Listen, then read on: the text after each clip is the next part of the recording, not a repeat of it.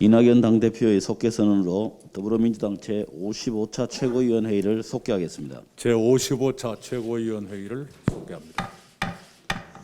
이낙연 당대표의 발언이 있겠습니다.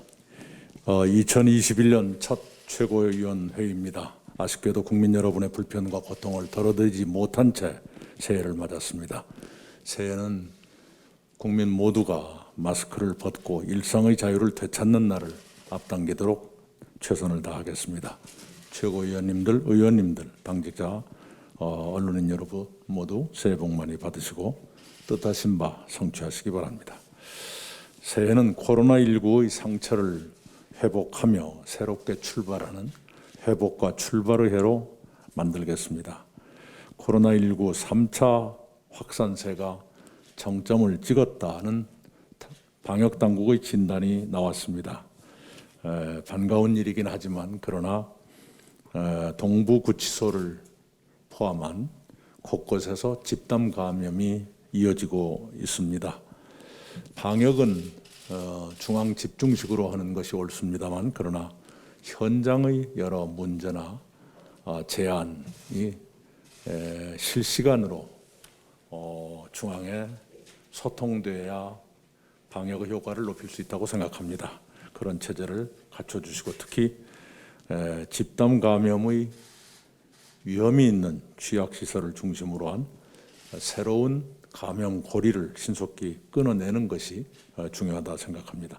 새해 첫 주가 3차 확산의 기세가 이어지느냐 꺾이느냐를 가를 중대 기로입니다. 방역에 모두 동참해야겠습니다. 코로나 장기화로 덜 가진 사람, 더 낮은 곳에 있는 국민들이 생존을 위협받고 계십니다. 민생과 경제의 회복에 우리 당이 전력을 쏟을 것입니다. 우선 내주부터 지급되는 3차 재난지원금 9조 3천억 원이 설 이전에 대부분 지급되도록 하겠습니다. 그 다음도 상황을 면밀히 지켜보며 신속하고 유연하게 대처할 것입니다.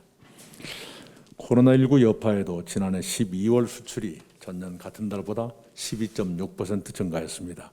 12월 수출액 가운데서는 사상 최고액이고 월별 기준으로도 역대 6위에 해당합니다. 지난해 1월부터 10월까지 수출 증가율 또한 우리가 홍콩, 중국, 네덜란드에 이어 세계에서 네 번째로 높습니다. 글로벌 교역 감소와 주요국들의 경기 부진 상황에서 어렵게 이른 쾌거가 아닐 수 없습니다. 노동자와 기업인들께 감사를 드립니다. 한국무역협회는 올해 수출이 작년 대비 6% 증가할 것으로 전망했습니다. 경기 회복의 척도 가운데 하나인 주가도 코스피 3,000을 넘어설 것이라는 전망이 나옵니다. 그러한 전망들이 모두 현실이 될 수 있도록 희망의 불씨를 살리고 키워나가야겠습니다. 혁신성장, 신산업 육성을 위한 경제입법, 기업의 새로운 활력과 지원 근거를 마련하는 한국판 뉴딜 관련 입법도 2월 국회까지는 처리해야겠습니다. 새해 우리 경제가 회복을 넘어 반등하도록 도약하는 해가 될 수 있도록 반등하고 도약하는 해가 될 수 있도록 최선을 다하겠습니다. 그 과정에서 고통을 당하시는 국민들 한 분 한 분의 삶을 항시 세심히 배려하고 언제든지 신속하게 도와드리는 그런 태세로 새해 일을 하겠습니다. 이번 주 국회에서는 중대재해법, 생활물류법, 4.3 특별법, 아시아 문화중심 도시법 등을 처리하도록 최선을 다해야겠습니다. 이상입니다. 김태년 원내대표의 발언이 있겠습니다. 연휴가 끝나고 2021년 새해 업무가 시작됐습니다. 신축년에는 코로나로 큰 고통을 겪고 있는 우리 사회가 우직하고 부지런한 소처럼 많은 어려움이 있지만 슬기롭게 잘 이겨내고 힘차게 재도약할 수 있다는 희망을 품습니다.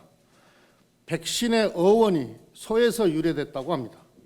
우연의 일치이지만 소의 해인 올해 치료제와 백신의 보급으로 코로나는 결국 종식될 것입니다. 아직 긴 시간이 남아있지만 일상 회복에 대한 희망은 분명합니다. 유럽의 르네상스는 흑사병의 고난을 겪으며 탄생했습니다. 고난을 희망으로 반전시키는 것은 결국 우리의 몫입니다. 저는 올해를 회복과 전환의 해로 만들어야 한다고 말씀드린 바 있습니다. 무엇보다 1, 4분기에는 방역과 민생 회복에 집중하겠습니다. 이와 함께 3차 확산으로 큰 피해를 겪고 있는 자영업자, 소상공인, 취약계층을 위한 긴급 피해 지원금도 신속히 집행하도록 하겠습니다. 6일 소상공인 버팀목 자금과 긴급 고용안정지원금 사업 공고가 시작되고 빠르면 다음 주부터 집행이 이루어질 예정입니다. 지난해 2차례 지원금을 지급했던 만큼 3차 지원금은 보다 신속하게 지급이 이루어질 것으로 기대합니다. 그리고 정부는 올해 558조 원의 예산 중 상반기에 예산의 63%를 조기 집행하고 495조 원의 정책금융을 공급할 계획입니다. 더불어민주당은 정부 정책이 신속하고 효과적으로 집행되도록 점검하고 취약계층에 대한 지원이 빈틈없이 이루어지도록 철저하게 챙기겠다는 말씀을 다시 드립니다. 더불어민주당은 국민 한 사람 한 사람 모두 책임진다는 각오로 국민과 함께 고난의 계곡을 건너가겠습니다. 야당의 초당적 협력이 필수적입니다. 재난 상황에서는 당리당략보다는 민생을 우선시하는 국민 중심의 정치가 필요합니다. 1월 8일에 민생 법안 처리를 위한 본회의를 열 수 있도록 야당의 결정을 요청드립니다. 중대재해법은 각계각층의 입장이 다양하고 쟁점도 적지 않지만 2차례의 법사위 법안 소위를 통해 논의를 진척시켜 왔습니다. 여야가 합심해서 심도 있는 토의를 한다면 합리적이고 실효적인 법안을 마련할 수 있을 것이라고 기대도 되고 또 그렇게 보여집니다. 여야 법사위원 여러분께서도 이번 임시국회에서 입법에 차질이 없도록 논의에 속도를 내주시기를 부탁드립니다. 야당 지도부도 국민께 약속드린 대로 중대재해법을 이번 주에 처리할 수 있도록 적극적으로 나서주시기를 바랍니다. 필수 노동자 보호의 첫걸음이 될 생활물류법도 택배 노동자들의 열악한 노동환경 개선을 위해 입법이 시급합니다. 국토위를 통과한 만큼 이번 본회의에서 처리했으면 좋겠습니다. 또 처리해야 합니다. 1월 8일 본회의에서 중대재해법, 생활물류법 등 시급한 민생 경제 법안을 처리하는 것으로 올해 국회가 시작되기를 기대합니다. 국민의 삶을 지키는 일하는 국회, 국민께 희망을 드리는 생산적 국회를 만들기 위해 야당도 함께 노력해 주시기를 진심으로 요청드립니다. 저희도 더 노력하겠습니다. 정부는 현재 사회적 거리 두기를 2주간 연장하기로 했습니다. 감염 재생산 지수가 1.5에서 1.0으로 감소하는 등 거리 두기의 효과가 점차 나타나고 있습니다. 코로나 확산세를 차단하기 위해서는 거리 두기 연장이 불가피했다고 보여집니다. 소상공인과 자영업자들께서 감내해야 될 고통의 시간이 더 길어지게 돼서 정말로 송구하고 미안한 마음입니다. 코로나 장기화로 피로감을 느끼고 계시는 국민 여러분들께도 양해를 구합니다. 코로나 확산세를 꺾고 감염의 고리를 끊는 것이 지상 과제이자 목표입니다. 더불어민주당은 정부와 함께 이번이 마지막 고비라는 각오로 더욱 방역의 고삐를 단단하게 쥐겠습니다. 정부는 더욱 적극적인 진단검사와 역학조사를 통한 추적과 격리에 집중해 확산 봉쇄에 전력을 다해주기를 당부드립니다. 특히 요양병원과 밀집시설 등 집단 감염에 취약한 곳은 더욱 세밀하게 점검해 주시기 바랍니다. 또한 백신 도입과 치료제 개발에 차질이 없도록 힘쓰는 동시에 공급과 접종 계획을 철저하게 세우고 실행해 주길 바랍니다. 거듭 말씀드리지만 국민의 연대와 협력이 코로나 극복의 열쇠입니다. 우리의 자발적인 방역이 우리 가족과 이웃을 지킬 강력한 방어막입니다. 앞으로 2주간 일상에서 마스크 착용, 손 씻기, 자발적 거리 두기 등 기본 방역 수칙 준수에 더욱 힘써 주시기를 요청드립니다. 네, 염태영 최고위원의 발언이 있겠습니다. 예, 신축년 첫 최고위원회의입니다. 먼저 코로나19로 많은 어려움을 겪고 계신 국민 여러분께 위로의 말씀을 드립니다. 우리 민주당은 새해를 코로나 국난을 조기에 극복하고 민생과 경제 회복을 이루는 한 해로 만들어 나가겠습니다. 또한 국민의 염원인 개혁과제 완수를 위해서도 최선을 다하겠습니다. 코로나19 팬데믹이라는 전대미문의 방역과 경제 위기에 대응하기 위해 EU, 일본에 이어 미국 바이든 대통령 당선인도 2050 탄소 중립을 선언했습니다. 탄소 중립은 이제 새로운 세계 질서이자 생존 전략입니다. 문재인 대통령께서는 지난해 10월 국회 시정연설을 통해 2050 탄소 중립을 선언했습니다. 그리고 지난 연말 우리 정부는 탄소 중립의 첫걸음에 해당되는 제9차 전력수급 기본계획을 확정했습니다. 이 계획에 따르면 2034년까지 원전과 석탄 화력은 46.3%에서 25.1%로 줄고 신재생 에너지 비중은 15.8%에서 40.3%로 늘어나게 됩니다. 그러나 실제 생산량, 실효 용량을 기준으로 하면 화석 연료인 석탄과 LNG 비중은 69.3%에서 70%로 조금 늘고 신재생 에너지 비율은 3.3%에서 8.6%로 불과 5% 남짓한 증가에 그칩니다. 거의 변화가 없다는 뜻입니다. 또 아쉬운 점은 신규 석탄 화력 발전소 7기가 예정대로 지어진다는 것입니다. 건설 후 사용 기간 30년을 고려하면 2050년에도 석탄 화력 발전소가 가동된다는 뜻입니다. 이에 반해 지난달 26일 영국에서는 하루 발전량의 50.67%, 즉 절반 이상을 풍력으로 생산했다고 합니다. 그 전날에는 석탄 발전 0%를 기록하기도 했습니다. 세계는 하루가 다르게 변화하고 있는데 우리 대응 속도 무척 더디게만 느껴집니다. 이는 우리 정부가 2050 탄소 중립 목표를 뒷받침할 재생에너지 정책을 마련하지 않았기 때문입니다. 그리고 실질적인 에너지 전환은 지역의 에너지 생산과 소비 체계를 확대하는 정책과 맞물려야만 정책의 성과를 거둘 수 있습니다. 지역 중심의 탄소 중립을 실현하기 위해 전력 수급 계획과 탄소 중립 로드맵 수립에 지방 분산형 구조와 지방 정부 참여를 제도화해야 합니다. 이러한 과제를 해결하기 위해 조속히 2050 탄소 중립 위원회가 출범해야 합니다. 영국의 기후변화위원회처럼 중립적 위치에서 행정부의 기후변화 감축 목표 달성 여부를 관리, 감독, 감시할 권한을 가져야 합니다. 위원회 구성 시에는 경제, 사회, 환경, 청년 등 다양한 분야와 각계각층이 참여하고 지방정부가 반드시 참여하여 지역이 주체가 되도록 만들어야 합니다. 우리는 세계 최초로 전국 모든 지방정부가 기후위기 비상선언에 참여한 이후 또 국회의 기후위기 대응 결의안 채택 뿐만 아니라 대통령이 탄소중립 선언까지 내놓았습니다. 이제 더 이상 머뭇거릴 시간도 이유도 없습니다. 정부는 새로운 역사를 쓴다는 각오로 담대하게 나서주기 바랍니다. 제1야당에서 새해 벽두부터 정쟁의 포문을 열었습니다. 유승민 전 의원이 문재인 대통령을 세월호 선장에 비유한 것은 매우 부적절하고 유감스러운 일이 아닐 수 없습니다. 더욱 유 전 의원은 세월호 참사 5주기 때 정치권부터 비극을 정치적으로 이용하려는 유혹에서 벗어나야 한다고 주장했던 분위기에 더욱 안타깝습니다. 세월호 참사는 대한민국 비극이며 아픔입니다.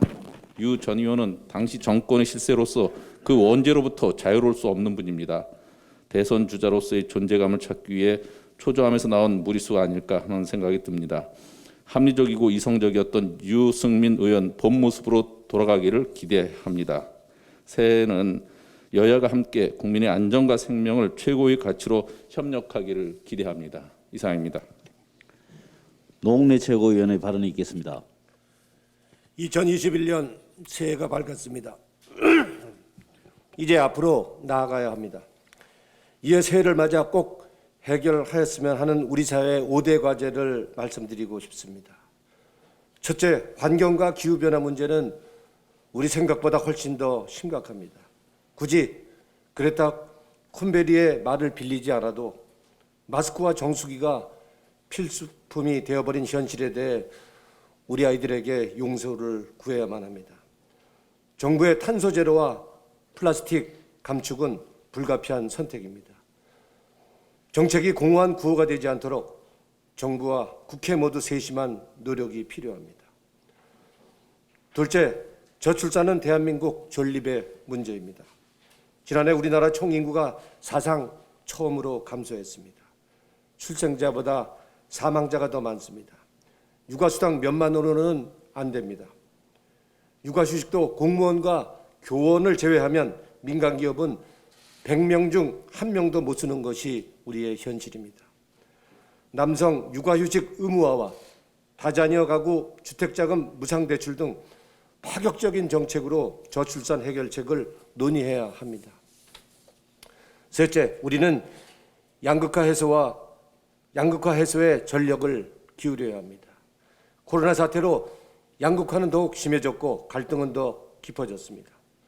자본소득이 근로소득을 훨씬 앞질러 불평등은 더욱 심화될 뿐입니다. 양극화 해소를 위한 금융소득의 하우상박 세제 개편과 기본소득의 도입도 검토해야 합니다. 넷째, 경제를 살려 일자리를 만들어야 합니다. K 유니콘 기업 육성이 우리의 미래입니다. 뉴딜 정책을 토대로 해서 유망 중소기업과 스타트업에 과감히 투자하고 민간에게 일자리를 만들어지도록 하겠습니다. 마지막으로 국민을 지키는 국회로 거듭나겠습니다. 아동학대, 음주운전, 산재 사망에 대해서는 국민 생명 무관용 3법을 입법하겠습니다. 16개월 정인이의 가엾은 죽음을 막기 위해서라도 아동학대 형량을 2배로 높이고 학대자 신상을 공개하겠습니다. 음주운전 시에 시동이 안 걸리도록 하고 음주로 면허가 2번 취소되면 영원히 면허를 박탈하도록 하겠습니다. 중대재해기업처벌법을 통과시켜서 안전규정 위반하는 사업주를 엄벌해서 일하다 죽는 억울한 노동자가 없도록 하겠습니다. 2021년 새 정치가 국민의 힘이 될 수 있도록 힘을 다하겠습니다. 이상입니다. 신동근 최고위원의 발언이 있겠습니다. 코로나 경제 위기가 우리 사회의 불평등, 양극화를 심화시키고 있다는 소식을 접할 때마다 가슴이 아립니다. 불평등은 우리 사회 갈등의 근원이고 국민 통합을 가로막는 근원입니다. 진정한 국민 통합의 길은 불평등 완화입니다.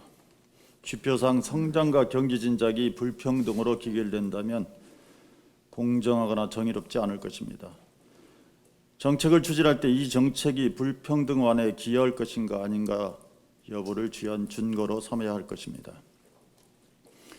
2008년 세계 금융위기 당시 각국 정부가 재정과 통화를 쏟아부어 위기에서 빠져나왔지만 세계는 더 불평등해지고 말았다는 자조가 팽배했습니다. 이런 부작용을 반복해서는 안 됩니다. 이제 백신과 치료제가 나와 코로나 극복의 앞길이 보이기 시작합니다. 그러나 올 한 해도 코로나 경제 위기의 복판에 있을 거라는 게 대체적인 예측입니다. 재정이 적극적 역할을 떠맡을 수밖에 없는 상황입니다. 재정의 확대 정책을 쓰되 적정한 고통 분담 방안도 함께 모색했으면 합니다. 여력이 있는 기업과 안정적인 소득을 올리는 사람들이 고통을 분담하겠다는 자세가 어느 때보다 필요하다고 봅니다. 가계빚이 GDP의 100%를 넘었습니다. 금리가 싸고 시중에 역대급 유동성이 흘러다니는 상황이라 투기로 돈 벌겠다는 탐욕과 어우러지면 자칫 큰 문제가 될 수 있습니다. 금융통화당국이 한시라도 긴장의 끈을 놓치지 말아야 합니다. 부동산 시장의 안정이 무엇보다 중요합니다. 투기 수요가 아닌 실수요자 중심의 정책을 중심으로 하면서도 현실성 있는 정책, 중단기 대책을 통해 집값과 전월세를 안정화시켜야 합니다. 올해부터 국민 취업 지원 제도가 실시되고 전 국민 고용보험 제도가 착수됩니다. 사회 안전망 강화를 위한 획기적인 제도들입니다. 잘 안착하고 차질 없이 추진해 나가야 할 것입니다. 높은 문화의 힘은 포용적인 성장과 국민 통합의 바탕 위에서 꼽힙니다. 촛불 국민이 요구한 개혁 과제를 되돌릴 수 없는 수준의 제도 개혁으로 완성해야 합니다. 이를 위해서 개혁과 통합을 동시에 추진해야 합니다. 올해 4월에 서울시장, 부산시장 보궐선거가 예정되어 있습니다. 그리고 내년 대선 후보 결정을 위한 경선을 치러야 합니다. 그와 동시에 하반기부터 내년 6월 지방선거 준비에도 돌입해야 합니다. 문재인 정부의 성공적 마무리와 정권 재창출을 위해서 보궐선거 승리가 반드시 필요합니다. 당은 보궐선거 승리를 위해 모든 것을 쏟아부어야 합니다. 할 수 있는 모든 것을 해야 할 것입니다. 코로나 극복, 경제위기 극복의 선거 승리를 반드시 해야 하는 엄중한 상황입니다. 3중 4중의 과제가 한꺼번에 주어진 형국입니다. 대한민국의 역사는 위기 극복과 도약의 역사였습니다. 세계가 자랑스러워하는 성장국가, 민주화 국가였습니다. 이제는 새로운 질적 도약을 해야 합니다. 세계에서 모범적인 포용국가, 성장과 평등의 두 마리 토끼를 잡는 선도국가로 우뚝 서야 합니다. 민주당이 그 견인차 역할을 하겠습니다. 2021년 바짝 긴장해야 합니다. 극복과 승리, 도약의 3중 목표를 위해 쉬지 않고 뛰겠습니다. 이상입니다. 양형자 최고위원의 발언이 있겠습니다.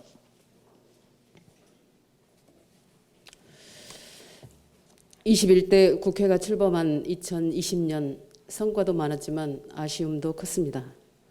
과연 우리가 국민 상식에 부합했는지, 민생과 경제를 책임질 수 있을 만큼 유능한 집권 여당이었는지 돌아보게 하는 한 해였습니다.